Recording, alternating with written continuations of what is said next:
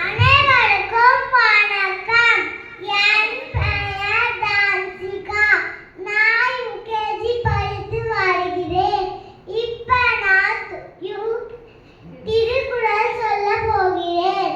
கற்க கசடர கற்பவை கற்றபின் நிற்கதகு தக.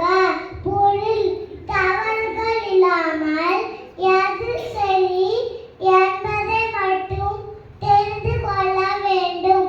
நாணலம் என்னும் நல்லுடைமை அந்நலம் யானெடுத்தே உலகும் அன்று. பொருள்: நல்ல சொற்களை மட்டுமே பேச வேண்டும். அது நமக்கு எல்லா நலங்களையும் தரும். நன்றி. Thank you, Dashika.